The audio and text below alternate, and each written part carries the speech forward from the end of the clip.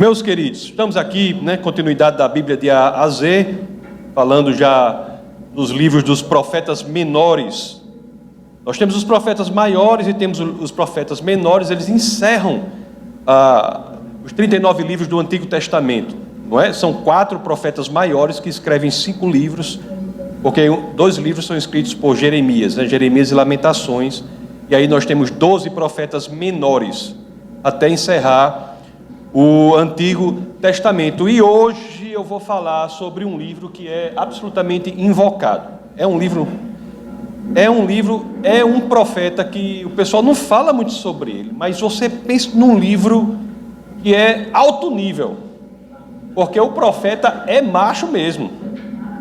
O profeta macho é o famoso, pelo menos eu queria que fosse mais famoso, Abacuque. O Abacuque é um livro, como vocês vão ver, muito parecido, se correlaciona com o livro de Jó. E nós vamos ver, porque é um profeta que não só ouve do Senhor e fala para o povo, mas é um profeta que fala para o Senhor também, questiona o Senhor. Ele não tem medo de fazer perguntas a Deus, como Jó não tinha também. Interessante, né? A gente, quando vê a injustiça no mundo, tem cristão que acha que não pode assim falar com Deus, mas não, você pode até se irar diante da injustiça e falar: Senhor, como é que pode, Senhor? Como é que isso acontece? Abacuque, ele faz isso, ele confronta a Deus diante da injustiça. É muito interessante esse livro por conta disso. Então vamos ver o seguinte: quando nós olhamos assim para os noticiários, vamos entender o pano de fundo em que o livro de Abacuque se dá.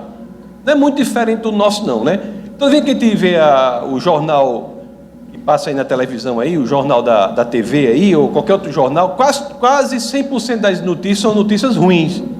É morte, destruição, violência, desastre, né? E Abacuque naquela época estava do mesmo jeito. E ele se volta para o Senhor e diz assim: como é que pode, Deus? Até quanto tempo será assim? Até quanto tempo? Essas são as questões que Abacuque fazia para o Senhor. Até quanto tempo, Deus? Eu só olho para um lado, é destruição, é violência, é maldade, e Abacuque se volta para o Senhor e pergunta: Senhor, até quanto tempo vamos viver assim?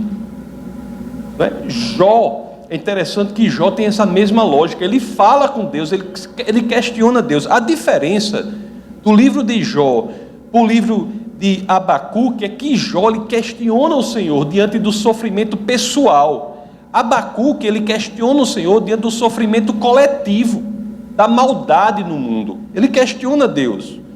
O livro de Abacuque, na minha opinião, é único, porque é um grito perante o Senhor. É um grito perante o Senhor. Assim, por que o Senhor permite que essas coisas aconteçam no mundo? Olha, veja se Abacuque não era um profeta invocado, né? Vamos abrir as escrituras. Abram aí, por favor, aqueles que assim quiserem, no livro de Abacuque. Vamos ler o comecinho.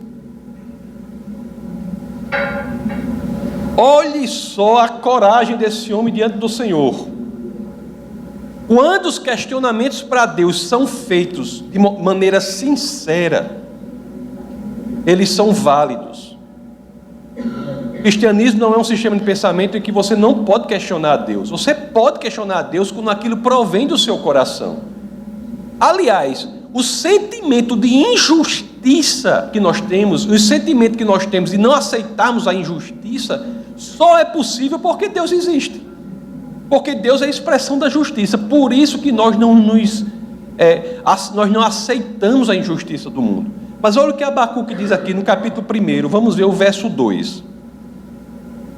Até quando, Senhor? Capítulo 1, verso 2. Até quando, Senhor, clamarei por socorro, sem que tu ouças? Até quando gritarei a ti violência, sem que tragas salvação? Por que me fazes ver a injustiça e contemplar a maldade? A destruição e a violência estão diante de mim. Há luta e conflito por todo lado. Oh, é atual isso? É atual isso? Vamos ser cristãos sinceros. Até quando, Senhor? essa violência. Eu olho para um lado, é problema, o outro lado é destruição, é morte. Até quando esse mundo injusto eu estou diante dele? Até quando, Senhor? Abacuque deve ter vivido uma geração antes do... Isto não está totalmente claro, mas a gente consegue ver na passagem de Abacuque, quando se fala da Babilônia. Então Abacuque deve ter vivido, muito provavelmente, uma geração antes da Babilônia ter destruído Jerusalém. Já falou muito sobre a invasão da Babilônia, né? As duas invasões. Então, antes da destruição ali de Jerusalém pela Babilônia, no ano 586 a.C., uma geração antes, é a geração que Abacuque vivia. E o povo de Deus, o povo complicado naquela época. Hoje, não sei nem se melhorou assim, né? Mas naquela... Pode ser, é uma questão, né, em aberto, né?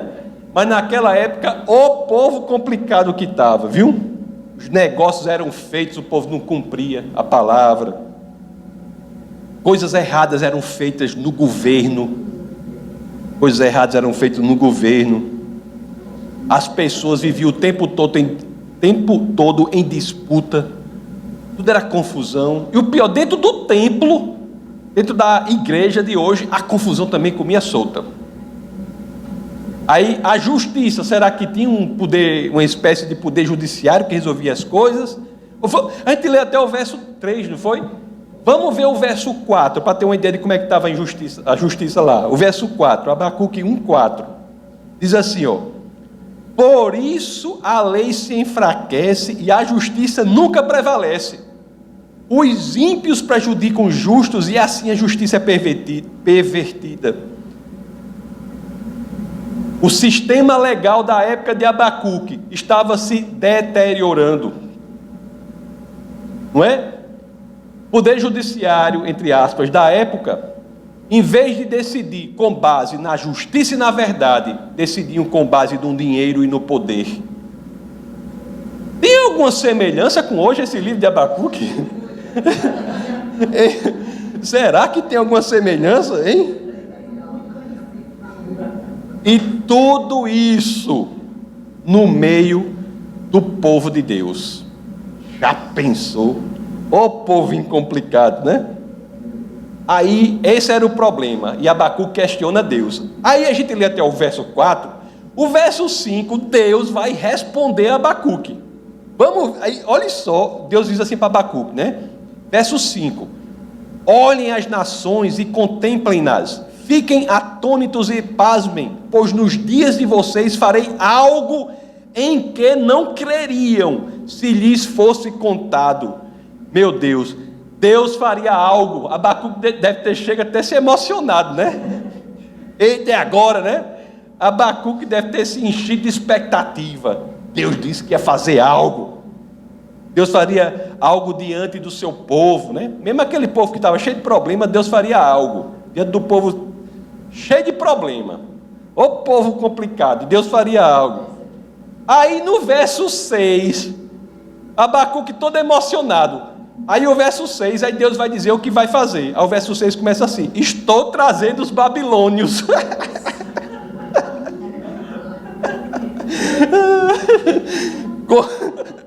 Abacuque, homem, pelo amor de Deus, antes eu não tivesse nem perguntado, né? Antes eu não tivesse nem perguntado, que Deus ia permitir a chegada dos babilônios e a destruição de Jerusalém. É isso? A resposta de Deus é: permitirei que os babilônios venham. E olha que se você for ler, não vou ler aqui por questão de tempo, mas se você for ler no resto, em casa vocês leem o resto do primeiro capítulo, vai falar só do que é a Babilônia. Os cavalos correm mais rápido que não sei o quê. Viu? É mais emoção do que aquelas histórias ali. Os cabras ficam de cabeça para baixo no cavalo. Faz tudo. A pessoa da Babilônia era altamente treinada. A invasão da Babilônia era uma consequência dos pecados do povo de Deus. O povo de Deus havia feito coisas horríveis. E mais uma vez, como eu sempre digo aqui, se tem uma coisa que é para a gente se tremer todo dia, eu sempre digo isso aqui. Se tem um princípio nas Escrituras que dá medo, uma coisa que é para a gente viver com medo, tremendo as pernas quando se lembra disso. Qual é? Deus respeita as nossas escolhas. Deus respeita as nossas escolhas. E um povo que havia optado por se afastar do Senhor, arcaria com as consequências do seu ato. E Abacuque está pensando assim: meu Deus, mas mesmo assim eu sei que esse povo é ruim, eu sei que esse povo é complicado, eu sei que a gente fez coisa errada, mas o Senhor não vai fazer nada. Olha só Abacuque lá, 1,13. Abacuque 1,13. Teus olhos são tão puros que não suportam ver o mal, não podes tolerar a maldade, então por que toleras os perversos? Por que ficas calado enquanto os ímpios devoram os que são mais justos que eles? Olhe só o questionamento. É um homem corajoso esse Abacuque, viu? O relacionamento dele com o Senhor não era forjado pelo manto da hipocrisia, não. Ele era quem era diante de Deus, os seus questionamentos, buscando a verdade sem medo. Abria o seu coração e se colocava, se derramava diante do Senhor. Eu não entendo isso, Deus, me explique. Eu não entendo por que assim, me explique. Não havia essa religiosidade que destrói a humanidade diante de Deus, achando que meros rituais ou formas de ser vão resolver o problema. Ele se expunha diante do Senhor. É um livro fantástico. Aí Deus responde a Abacuque depois de um tempo. Vamos ver o capítulo 2, versos 2 e 3. Deus responde a Abacuque que ainda não estava conformado. Aí Deus diz assim, ó: então o Senhor me respondeu, olhe só. Aí Deus diz: escreva claramente a visão em tábuas. Deus está dizendo assim: corre Abacuque, pega ali uma caneta Bic e um pedaço de papel. Corre Abacuque, escreva isso aqui em tábuas, para que se leia facilmente, pois a visão aguarda um tempo designado. Ele fala do fim, ela, a visão, fala do fim e não falhará. Ainda que demore, espere-a, porque ela certamente virá e não se atrasará. Deus está dizendo assim, né? Anota aí, você vai saber o que vai acontecer no tempo certo. Aí Abacuque corre, pega lá a caneta que eu falei, como é a Bic, né? Aí bate, eu não sei porque o povo bate nas canetas para escrever, né? Já viu isso aí?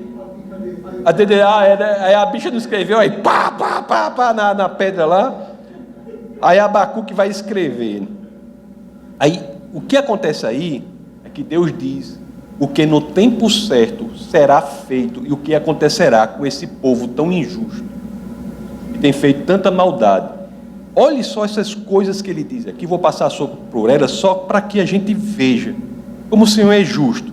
Abacuque 2,6 diz assim, ó, aí ele diz 5 coisas assim, ele diz assim, ó, o 2,6b, a segunda parte, diz assim, ó: ai daquele que amontoa bens roubados e enriquece mediante extorsão.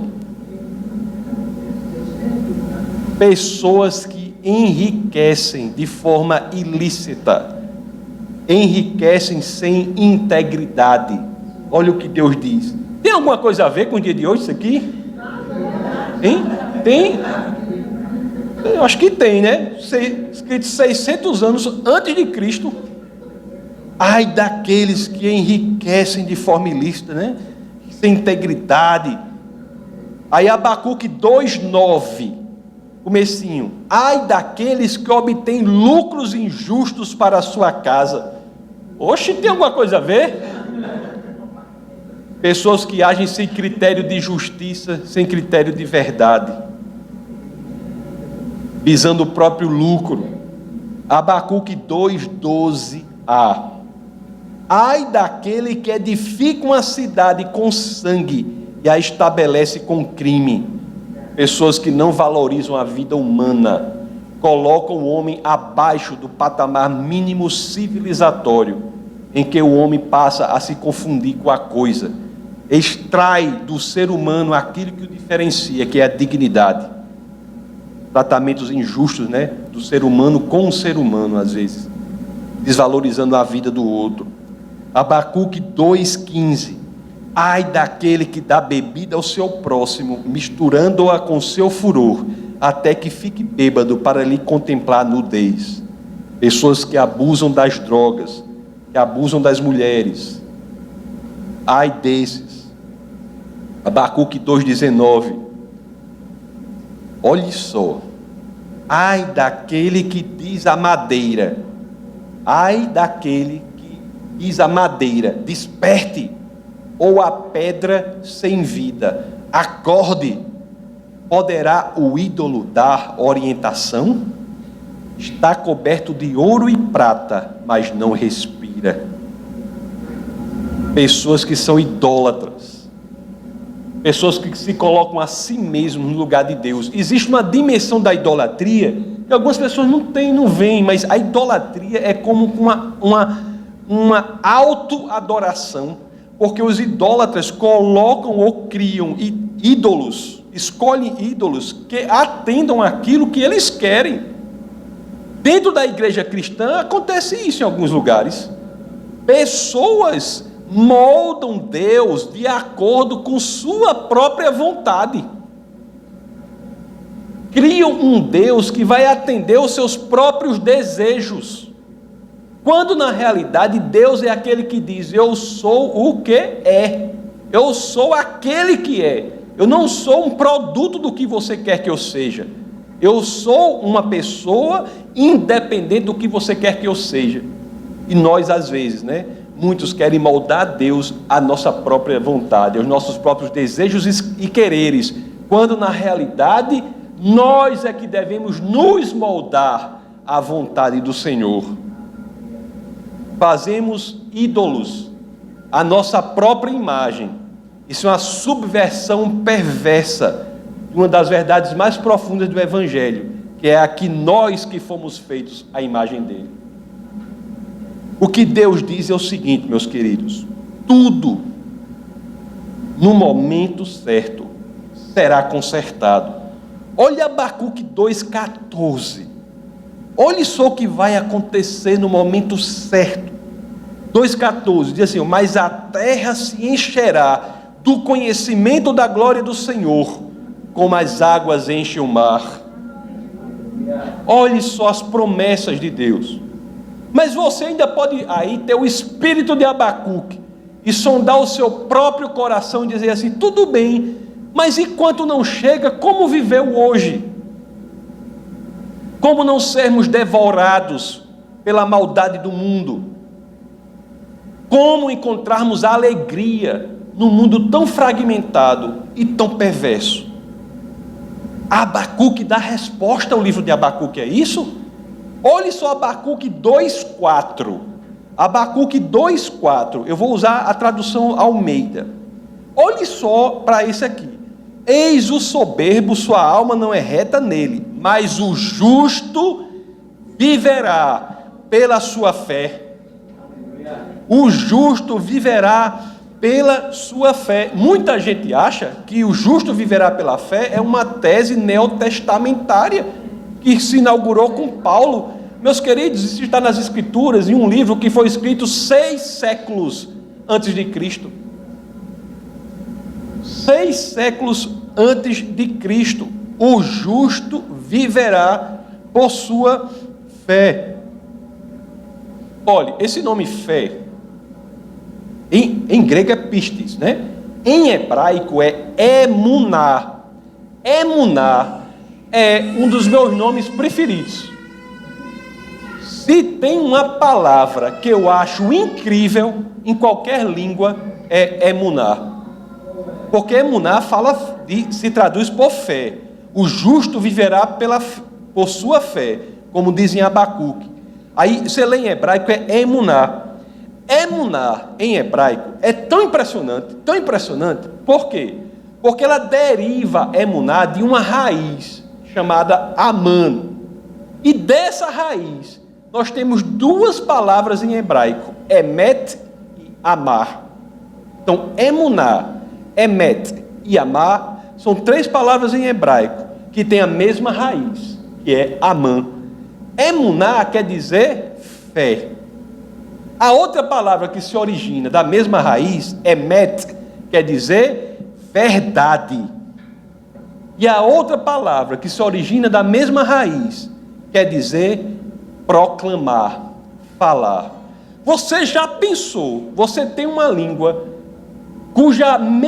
que a mesma raiz dá origem à palavra fé, verdade e proclamar? A fé vem pelo ouvir. Ouvir o quê? A proclamação da palavra que é a verdade. A mesma raiz traz um conceito seríssimo da caminhada cristã: a fé, a verdade e o proclamar. É por isso que fé é no que é verdadeiro. É a verdade, encontra sinonímia na nossa fé. Nós não devemos ter fé em algo que é falso. Isso está em hebraico na mesma raiz. Eu não sei, assim, se vocês conseguem sentir o quão impressionante isso é. Enquanto muitos dizem que a fé é uma questão cultural, muitos dizem que a fé é uma construção social, muitos dizem que a fé é um estado psicológico. Em hebraico, a língua em que todo o Antigo Testamento foi escrito, só na questão da análise da palavra, na análise filológica da palavra, nós já chegamos à conclusão que a fé de que nós falamos é a expressão máxima da verdade. Mas o que em Abacuque nós vemos, o justo viverá pela fé.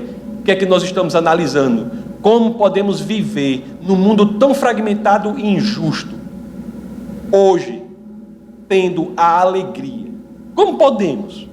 Aí diz, a solução é, o justo viverá pela fé. E isso registrado, repito, 600 anos antes de Cristo. Isso não é uma tese inaugurada por Paulo. Muitos pensam, isso não é uma tese. Paulo repete, Paulo certamente conhecia o livro de Abacuque. Paulo repete uma tese que já está nas Escrituras. Isso não é uma ideia nova do Novo Testamento. O Novo Testamento repete o que já está ali. É verdade que o Novo Testamento trata com muito carinho essa ideia de que o justo viverá pela fé, porque isso é muito importante. Lá em Gálatas 3:11, nós vemos, e é evidente que pela lei ninguém é justificado diante de Deus, porque o justo viverá pela fé. Romanos 1:17, visto que a justiça de Deus se revela no Evangelho, de fé em fé, como está escrito, o justo viverá pela fé. Hebreus 10:38, que a gente não sabe a autoria de Hebreus, né? Muitos dizem que é de Paulo, mas o estilo é totalmente diferente. Ou Paulo disse, rapaz, quer saber de uma coisa? Vou escrever em outro estilo aqui. Ou ele fez isso, ou é de outra pessoa. Mas lá no autor de Hebreus, né? Ele diz a mesma coisa, Hebreus 10:38. Todavia o meu justo viverá pela fé. O povo de Deus sempre teve de viver pela fé para encontrar a alegria num mundo fragmentado e sem sentido como é o nosso. Mas quem é o justo? Quem é o justo? A gente não pode achar que eu, por mim mesmo, ou nós, por nós mesmos, somos justos. Por mim mesmo eu não sou justo. Romano 3:10 é claro nisso aí. Olha só o que Romano 3:10 diz, ó, como está escrito, não há justo nenhum sequer. Em nós mesmos, nós não somos justos. Cristo nos justifica. Em Cristo, pela justiça dele, somos considerados justos. Porque o Pai não olha para nós, olha para Cristo quando nos vê. Não é interessante? Vocês já pensaram sobre isso? Quando a Bíblia fala das bem-aventuranças, que é uma passagem lindíssima da Bíblia, quando ela fala das bem-aventuranças, ela não diz que os justos serão bem-aventurados. Já pensaram sobre isso? A Bíblia não diz, os justos serão bem-aventurados. O que é que ela diz? Mateus 5, verso 6. Mateus capítulo 5, verso 6. Olha o que as Escrituras dizem. Bem-aventurados os que têm fome e sede de justiça, porque serão fartos. Peraí. Nesse mundo louco e fragmentado, tão injusto, como é isso? Ter fome e sede de justiça vai me fazer farto? Por que isso? Por que que quando temos fome, como tinha Abacuque, e sede de justiça, ele clamava por justiça diante do Senhor, e o Senhor não o repreendeu por isso? Pelo contrário, por que que temos que viver com fome e sede de justiça, indignados diante da injustiça, buscando em tudo o que é justo? Por quê? Porque essa é a fórmula, meus queridos, essa é a equação. Quando fazemos isso, nós temos a perspectiva, a ideia de olhar para o mundo não com os nossos olhos, mas olhar para o mundo com o nosso coração. Ao termos fome e sede de justiça, é que nós encontramos esta equação: viver pela fé. O justo viverá pela fé. É isso. Da certeza de que mesmo diante de um mundo em que as circunstâncias indicam o contrário, quando eu vivo pela fé, eu tenho a fome e a sede de justiça, porque eu consigo enxergar além de onde os meus olhos chegam, eu consigo enxergar além de onde a minha vista chega, porque eu não estou olhando com meus olhos, eu estou olhando com o meu coração. Isso é a solução. Nós temos que olhar para esse mundo e entender que se formos operar neste mundo pelo que os nossos olhos nos dizem, nós estaremos absolutamente desencorajados, deprimidos e tristes. Não veremos saída. A única forma de olhar para esse mundo e ter a alegria que excede todo o entendimento é olhar para ele com o coração, com a fé. Deus diz a Abacuque que a Babilônia será levantada, não é? Não é isso que diz? Mas ao mesmo tempo, ele diz: o justo viverá pela fé. Ele quer dizer o quê?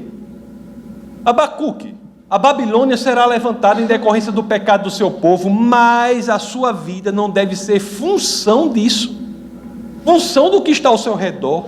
Você não deve viver pelo que você vê, você deve viver pela fé. Meus queridos, viver pela fé é algo que as Escrituras nos chamam a fazer. Isso não é dizer que a gente vai viver a nossa vida de olho fechado, não, viu?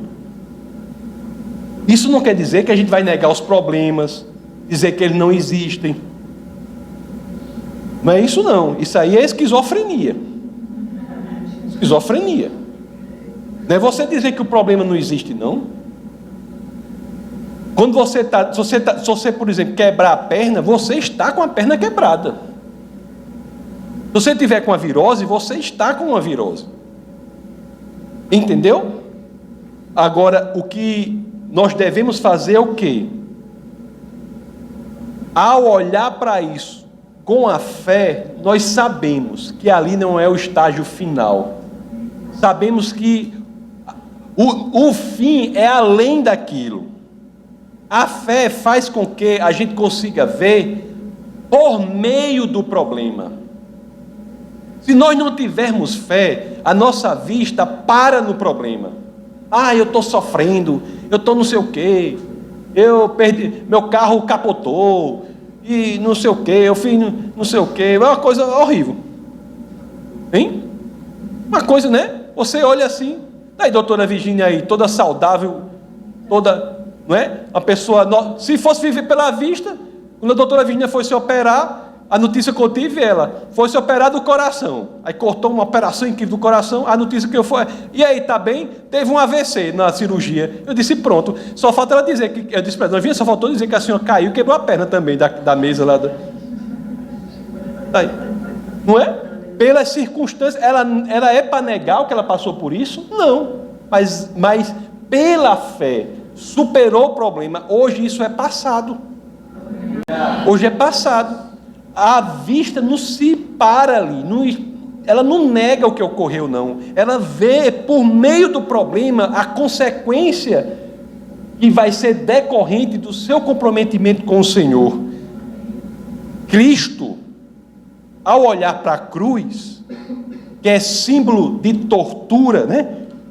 Não é? A cruz é um símbolo de tortura perversa entre os romanos. Ele, ao olhar para a cruz, ele não viu a cruz. A vista dele não é que ele não viu a cruz, mas a vista dele não parou na cruz. Ele olhou com o coração, viu por meio da cruz, através da cruz, o momento de alegria e regozijos eternos que o esperavam depois daquilo. O que ele conquistaria para todos os que iriam segui-lo. É por isso que nós, pela fé, encontramos alegria no mundo. Porque nossa vista não está ali. Nós vemos por meio dali. Nossa vista não está ali. Pela fé sabemos que Deus tem a palavra final. Nós vivemos, meus queridos, somos chamados a viver em uma realidade que é mais profunda do que a realidade observável. Nós somos chamados a viver em um mundo que é mais profundo que o mundo que simplesmente observamos. Olha,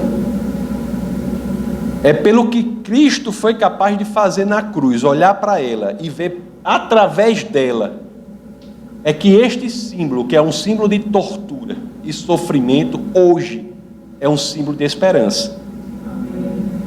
O significado, a semântica do símbolo da cruz é transformada pela forma como Cristo olhou para a cruz. Abacuque aprendeu a lição. Abriu seu coração diante do Senhor, como cada um aqui quer fazer. Uma coisa que eu não quero aqui na igreja é gente hipócrita. Eu não quero gente hipócrita. Não é bom gente ser hipócrita. Não é bom para você, não. Se abra diante do Senhor. Senhor, eu não entendo isso. Me revela. Eu estou revoltado. Deus, eu estou revoltado com você. Por isso. Se for proveniente do seu coração, é a melhor coisa que você faz. Porque Deus vai tratar essa ferida. Vai tratar essa ferida. E Abacuque, o livro de Abacuque é lindíssimo por isso. Ele passa por esse processo. Começa, Senhor, não sei o que, as perguntas mais, né? Se fosse eu dizia, heresia, né? Pega o herege, né? Ele se abre diante do Senhor. Senhor, eu não entendo isso. Como é que eu posso? Como é que a gente vive assim? Aí Deus explica, olha, como é, Senhor, que eu vou viver num mundo tão injusto? Só tem destruição, violência, roubo. Como é que eu vou viver assim? Aí Deus diz primeiro, no final, tudo será resolvido. Sua vista não pare aí. Aí ele diz mais uma Abacuque, mas como é que eu vou viver hoje? Pela fé. Pela fé. Eu não estou dizendo que você tem que... Eu estou dando a solução. A sua esperança não está no problema, está em mim, diz o Senhor. A sua esperança está em Deus. A fonte da sua alegria não é o mundo. Se a fonte da sua alegria for o mundo, me desculpe, você está perdido. Esse mundo não oferece nada. Nada. Pode oferecer um prazer, tem várias coisas que são altamente prazerosas, mas amanhã você está pior do que está hoje. Prazeres que são, na realidade, camuflagens de um elemento destrutivo de nossa alma. Esse mundo não tem o que oferecer. Quem é que tem o que oferecer? O Senhor. E é por isso que diz, o justo viverá pela fé. A fé em Deus. Abacuque passa por isso. Você sabe como é que o livro de Abacuque termina? Como é que esse homem questionou Deus, botou Deus, falou e não sei o que, aquela confusão com Deus, Deus respondendo e ele perguntando, sabe como é que o livro de Abacuque termina? O livro de Abacuque termina com um louvor ao Senhor. O homem que começa questionando Deus, colocando seus problemas diante dele, esse homem se depara no final louvando a Deus.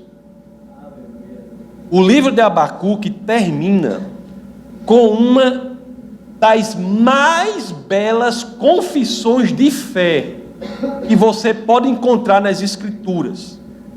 Está entre as 5, com certeza, mais belas confissões de fé que você encontra nas Escrituras.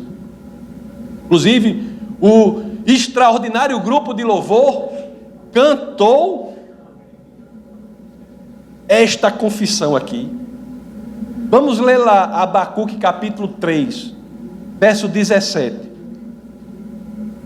Olhe só se isso não é uma confissão de fé inigualável. Olhe só que Abacuque termina dizendo, o homem que começou questionando o Senhor: ainda que a figueira não floresça, nem haja fruto na vide. Abacuque 3,17.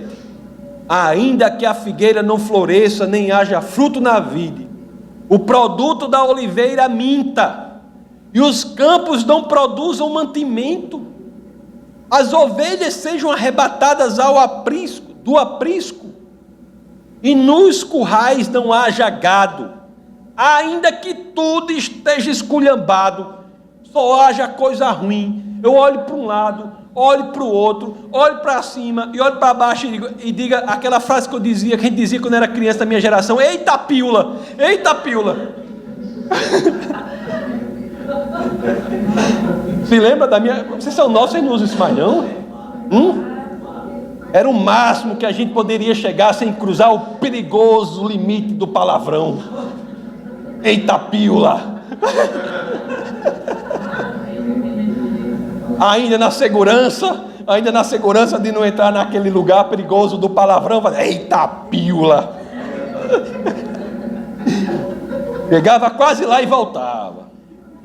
Você olha para um lado, olha para o outro, olha para cima, olha para baixo, só vê coisa ruim, só vê maldade, ainda que a figueira não floresça, ainda que nada pareça estar dando certo. Aí como é que ele faz?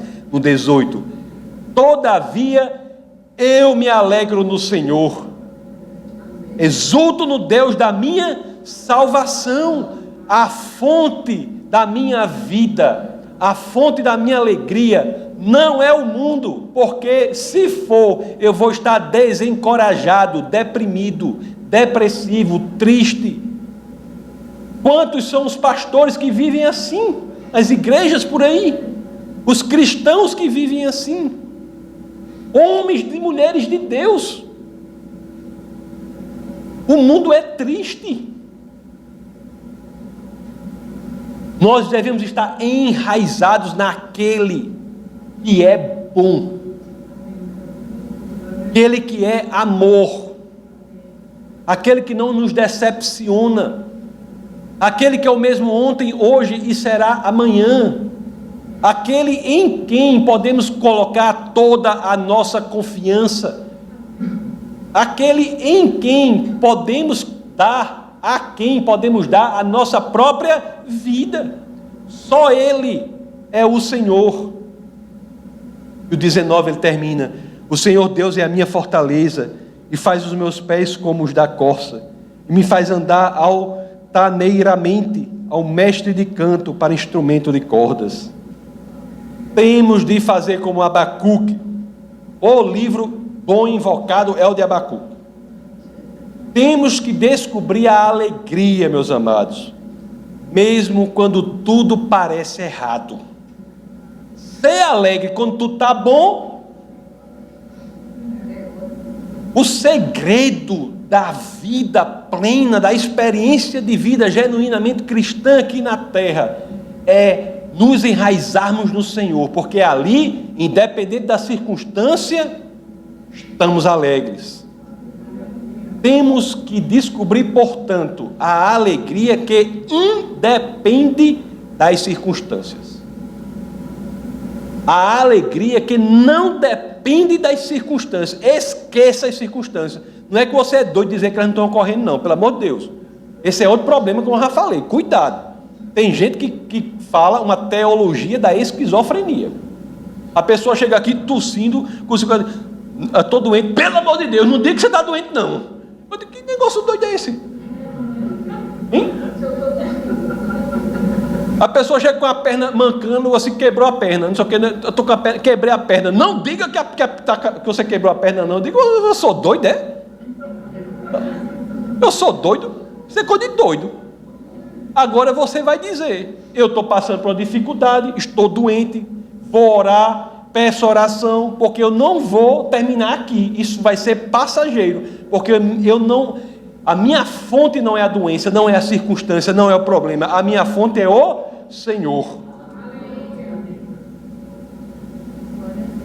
6 séculos depois do magnífico livro de Abacuque, nascia Jesus.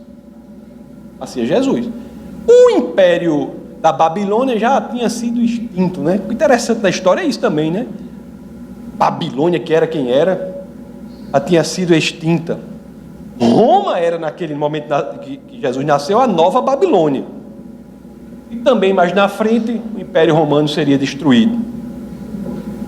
Muitas Babilônias se erguem diante do povo de Deus, mas elas não duram para sempre. Impérios sobem contra o povo de Deus, impérios, mas eles, quando olhamos retrospectivamente, já não mais existem. João, lá na ilha de Patmos, quando estava preso, que escreveu o Apocalipse, quando ele foi o único que não foi perseguido, torturado e morto, colocaram até no óleo quente e não conseguiram matar o homem, né? Aí depois converteram a sentença dele de morte em prisão perpétua. Ele estava lá na ilha de Patmos. Olha aqui em Apocalipse 18, 2. Olha só a visão que ele tem dessas Babilônias que sobem e caem, sobem e caem, sobem e caem. Olha a visão que ele tem aqui. Apocalipse 18, 2. Olha só o que João diz. Então, exclamou com potente voz, dizendo: caiu a grande Babilônia e se tornou morada de demônios. João, séculos depois, talvez 7 séculos depois, 600 anos do nascimento de Cristo, ele escreveu aqui perto do ano 100, ele viu o que Deus prometeu a Abacuque: a queda de todas as Babilônias diante do povo de Deus. Quando chegar a hora, Deus destruirá o mal, meus queridos. Apocalipse 19, 6 a 7. Olhe só como é que vai ser. Olhe só o que Abacuque buscava, clamava por justiça. Olhe só o que ele buscava. Olhe só como é que vai ser no final. Apocalipse 19, 6, 7. Então ouvi uma como voz de numerosa multidão, como de muitas águas e como de fortes trovões, dizendo: Aleluia, pois reina o Senhor nosso Deus, o Todo-Poderoso. Alegremo-nos, exultemos e demos-lhe a glória, porque são chegadas as bodas do Cordeiro, cuja esposa a si mesma já se ataviou. Sim, meus queridos, chegará o dia, e nosso foco deve estar ali, no Senhor, não nas circunstâncias. Conforme eu disse, para encerrando, a cruz, não é? Que eu falei, é lembrada como que era um instrumento de tortura, de causar sofrimento e morte, torna-se símbolo de vitória na perspectiva do Senhor. Tem um autor, você fez artes marciais, não foi? Você não é o grande rei das artes marciais? É você? Peter Kraft, né? Ele diz uma coisa interessante, ele diz assim, ó: o Calvário é judô. O poder do inimigo que é usado para destruí-lo. Calvário é judô. Judô é a lógica do judô é usar a força do inimigo contra ele mesmo, né? Demônio, né? Satanás quer destruir Deus pelo Calvário. Na realidade, aquele poder é utilizado para destruir o inferno. Que essa ideia de que há uma esperança não possa se apartar de nossa mente, não possa deixar o nosso coração, que isso seja um estilo de vida nosso,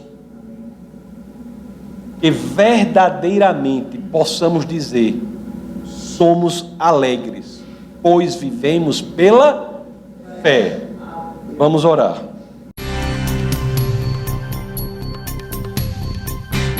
Essa foi uma produção do Ministério Internacional Defesa da Fé, um ministério comprometido em amar as pessoas, abraçar a verdade e glorificar a Deus. Para saber mais sobre o que fazemos, acesse defesadafé.org.